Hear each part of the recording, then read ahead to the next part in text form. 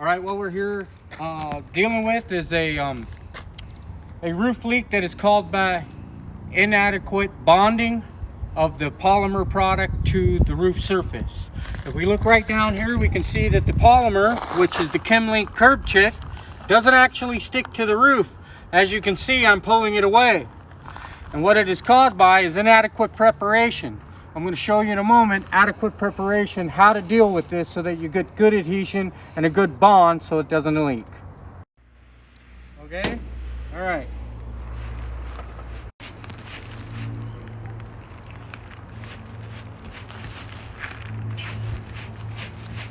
Okay, now, when we prep the surface, we use a wire brush, or my personal favorite is a knuckle brush on a grinder.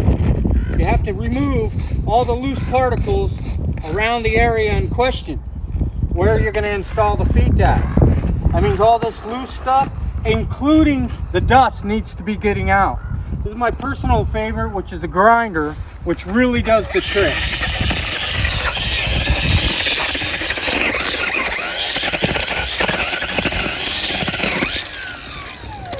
After we get rid of all the particles, we blow it off with the blower, get rid of all the dust, because the dust being on the surface where the polymer attaches itself to, it doesn't get good adhesion to the petroleum base product underneath. So we use the wire brush, we blow it off, and then we use quick drying primer to reconstitute the petroleum product in the roofing product so that we get good adhesion between the polymer and the petroleum base product of the roof. Okay.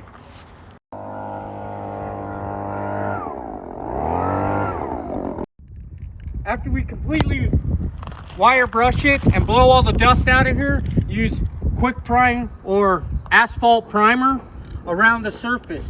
It's to reconstitute the petroleum product in the roof surface so that you get good adhesion to the roof surface. Here in this case, we're actually going to overflow the curb kit. We're going to need the primer on the polymer in order to get good adhesion with the 711 product. They're both petroleum-based products and necessary. This is quick drying primer. Just spray it on. Put on Mastic or even 711, which we're going to do, which is a cold app here today for the repair. Okay, go. Here we have a foot that's actually screwed into the deck without any... Yeah. Huh? Yeah. Okay, hit record. Did. Here we have a foot that it doesn't have any sealant around it. So wherever these lags goes, the water can go underneath unless this is actually adhered through either mastic or some other kind of sealant down to the roof surface. So when water puddles up here, it will work its way in. Same situation. Inadequate preparation and no sealing of the roof surface, which will create a potential leak. All right. Zoom in down here. And then when you say, and then I'm going to say, right here we have a probe mark that's not even sealed up. It's really important that all these probe marks that you go through the material on the roof surface is sealed up. This could be the leak.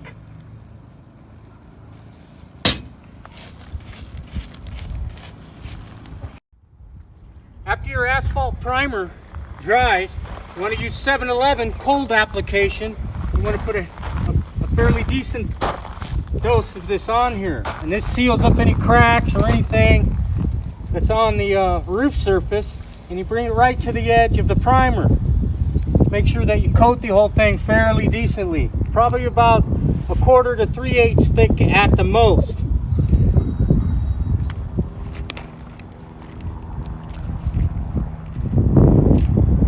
So you want to make sure that you get a good layer of the cold app. This is basically tar. That's what it is. Here I'm going over the surface of the curb kit to ensure that there's adequate bonding and that watertight integrity is achieved.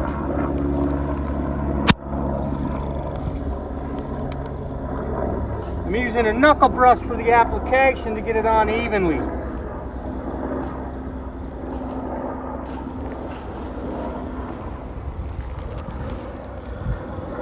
Once the cold application's on, you can go ahead and put the rock back into it. The rock creates like mortar or rebar and concrete, and also for solar reflectability. But that's it. That's how you properly seal this on an asphalt roof. Right on. Practices. The current home way is the right way.